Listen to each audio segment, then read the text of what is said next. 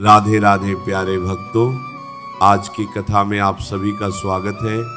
और यदि आप हमारे चैनल पर नए हैं तो चैनल को सब्सक्राइब जरूर करें और वीडियो को लाइक करिए। लाडली लाल से नहीं, खर्चा आप करते हो, हिसाब हाँ, हम लोग बिके नौकर हैं।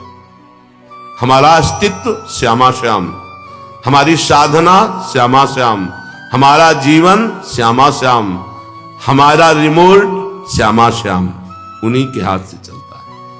अब निश्चिंतो हम शयाना, व्यास भरोसे कुंवर के सोवत पांव पसार।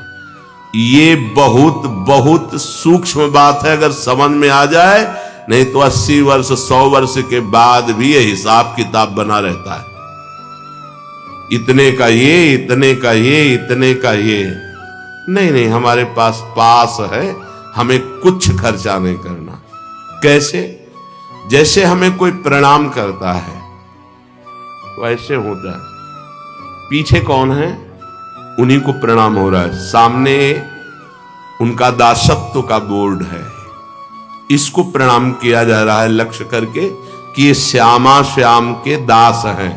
तो तुम अंदर से ऐसे हो, मालिक ये दंडवत आपको, प्रसाद पहली दृष्टि श्यामा श्याम आपके द्वारा। हम बिके हुए दास है, हमारी हर वृत्ति श्यामा श्याम से है, हमारा पर्सनल कुछ नहीं है। तन वांग मनोभी रमलई सोहम तवई आश्रिता, इसे कहते हैं समर्पण। अगर ये ना हो तो कर लेना, नहीं हिसाब नहीं दे पाओगे। वो सिद्धांत गलत नहीं है। तुम्हारे पास बच्चे श्यामा श्याम, चाहिए क्या तुम्हें? श्यामा श्याम कर क्या रहे हो? उन्हीं का लीला गुणगान नाम। तो बिके हो कि नहीं? अब यहां समस्या, अगर बिके नहीं हो तो प्रकृति का हिसाब दो, और बिक गए हो तो मालिक का ही सारा वैभव। हिसाब है नहीं भैया, हिसाब ही नहीं है, बिके हुए का हिसाब नहीं होता है। अगर कहीं वेटर वहां पहुंच के हिसाब के तो मालिक की डांट लग जाए, तुम्हें पता नहीं यह हमारे आदमी है, तुम हिसाब लेने पहुंच गए, तुम बाहरी समझते हो क्या? उसको डांट लग जाएगी।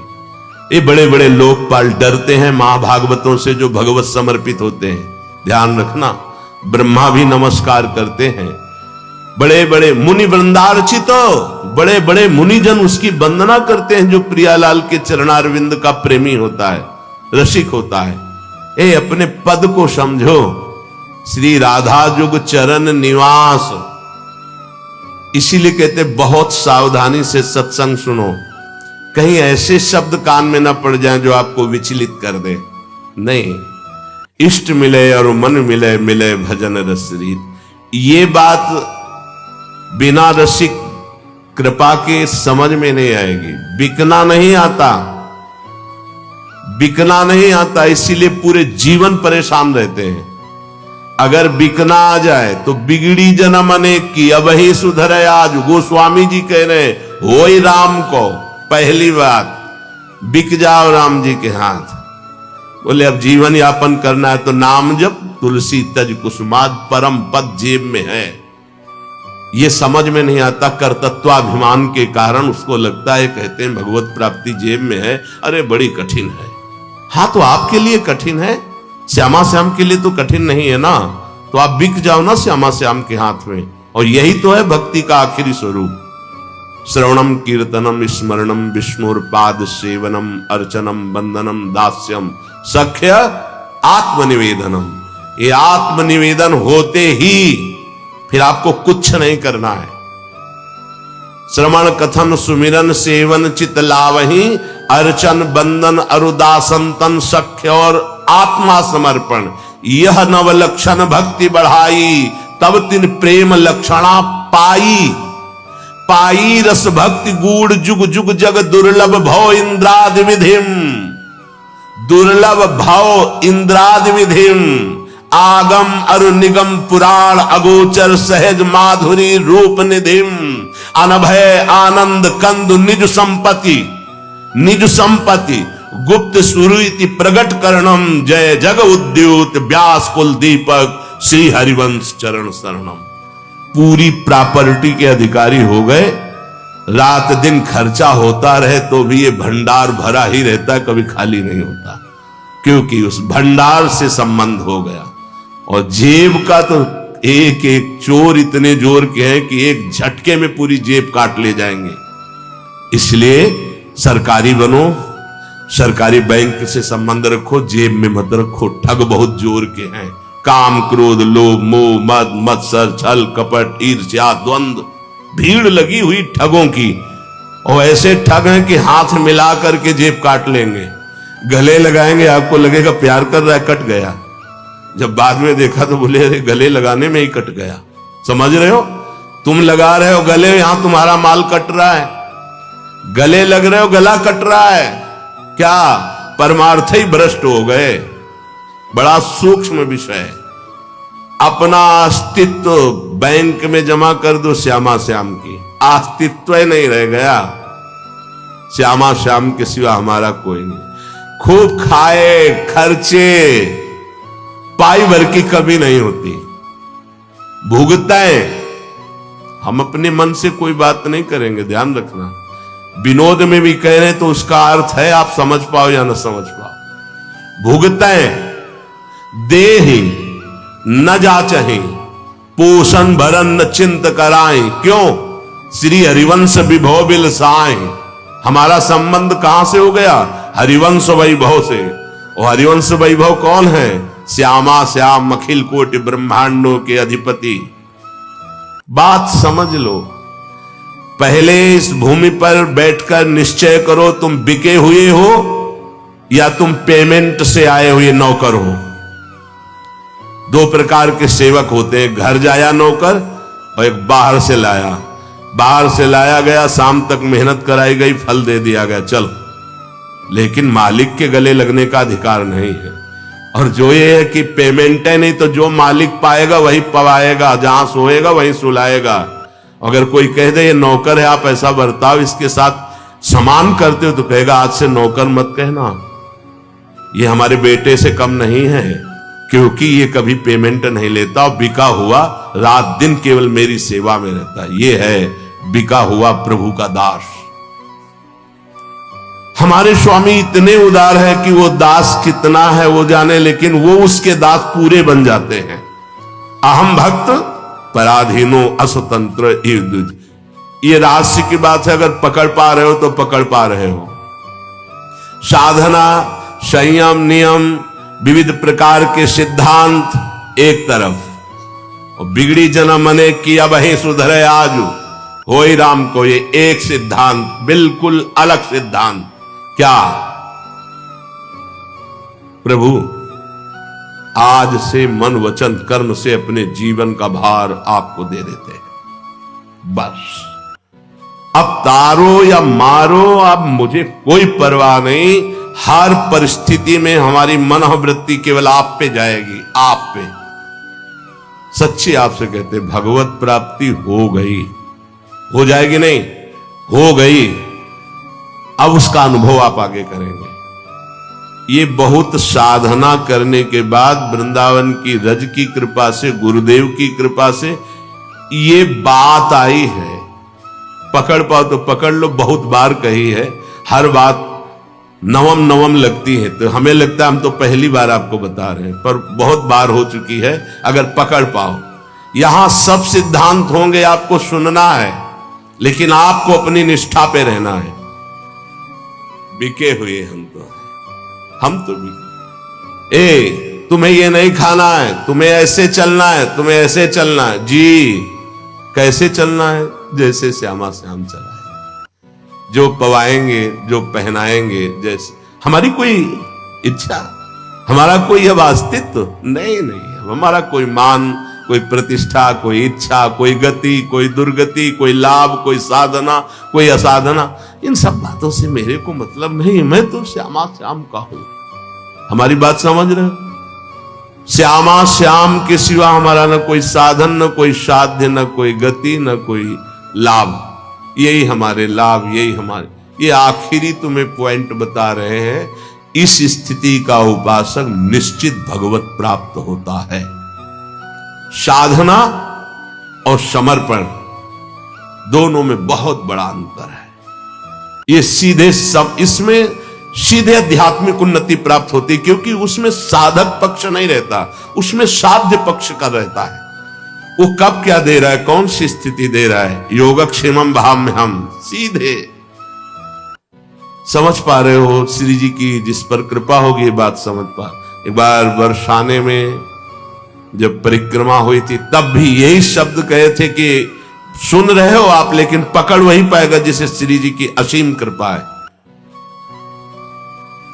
ये बार बार वृंदावन की महिमा गान जो कर रहे हैं, प्रियाजू की महिमा गान कर रहे हैं, केवल एक लक्ष्य है, आपका समर्पण हो जाना, बस। साधना का परम फल है समर्पण। समर्पण के बाद पाई जस भक्ति गूढ़ जुग जुग जग।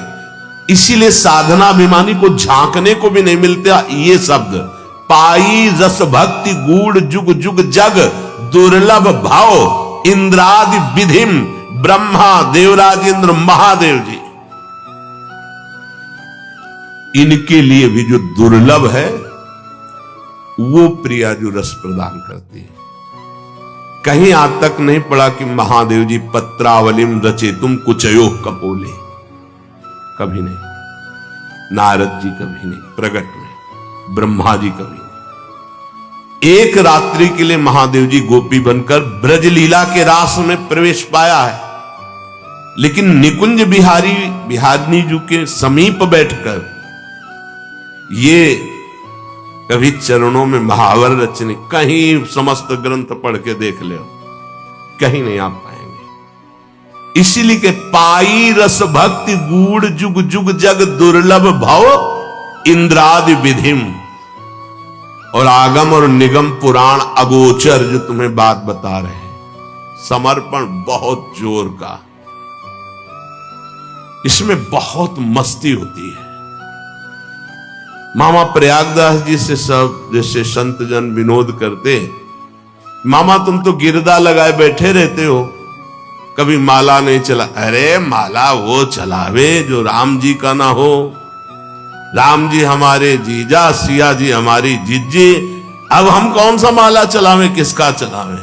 तो कहां स्थिति है, संबंध में तन्मय हुई महापुरुष की, जीवन मुक्त महापुरुषों के लिए दुर्लभ जो भाव स्थिति, वो पूज्य मामा जी की, प्रयागराज जी की। ठीक यही स्थिति प्रियाजू के प्रति हरिराम व्यास जी के, काहू के बल भजन को काहू के आचार, अरे व्यास भरोसे कुंवर के सोवत पांव पसार। बस ये सोवत पांव पसार वाली बात तभी आएगी जब बिक चुके हो। थोड़ा भी बकाया तो हमारा सत्संग सुन के तुम्हारे अंदर हलचल पैदा हो जाएगी, और जब सत्संग सुनने के बाद भी हलचल न पैदा हो, ज्यों का त्यों वैसे ही हमारे माई श्यामाजू को राज, हर सिद्धांत की पूर्णता तुम्हारी लाडली जू के गोरे चरणान। महारानी इनमें से एक और लक्षण में नहीं, अब आप देख लेना। बस ये समझो तुम बिक चुके हो, और तुम बिक चुके हो तो वहीं पहुंचोगे जहां हित सजनी जो है, वहीं पहुंचोगे जहां स्वामी हरदास जी। पक्का मान लो, बिल्कुल हृदय की बात कह रहा हूं, अगर पकड़ पाओ तो पकड़ पाओ। चलते हैं। जब उपासक को भगवत कृपा से परमार्थ मार्ग में चलने का अवसर मिलता है, तो कल एक श्लोक बीच सत्संग में आया था, उसे पुनः दोहराते हैं। वाहे निरुद्धे मनसः प्रसन्नता, यह हमें बहुत प्राण प्रिय बात लगी है, इसलिए दोबारा इसको कह रहे हैं। बाहे निरुद्धे मनसः प्रसन्नता, मनः प्रसादे परमात्म दर्शनम, तस्मिन् सुदृष्टे भवबंधनाशो, बहिर्निरोधा पदवी विमुक्ते। सैकड़ों बार कल से ये श्लोक बार बार चल रहा है। वाहे निरुद्धे मनसः प्रसन्नता। ये उपासक पकड़ क्यों नहीं पा रहा, पकड़ क्यों नहीं पा रहा, कितनी अमृतमयी बात है। एक प्रार्थना हम करना, राधे राधे प्रिय भक्तों, यदि आपका मन हर समय चिंता, डर, क्रोध, तनाव और बेचैनी से भरा रहता है तो आज का यह संदेश आपके जीवन की दिशा बदल सकता है। अंत तक अवश्य सुनिए, क्योंकि हो सकता है भगवान श्री कृष्ण आज खुद आपको यह वीडियो के सामने लाए हैं। यदि आप चाहते हैं कि ऐसे ही सत्संग और प्रेरणादायक प्रवचन आप हर रोज़ पहुंचते रहे तो हमारे चैनल को सब्सक्राइब करें, वीडियो को लाइक करें और कमेंट बॉक्स में एक बार राधे राधे अवश्य लिखें। मनुष्य का सबसे बड़ा मित्र भी उसका मन ही है।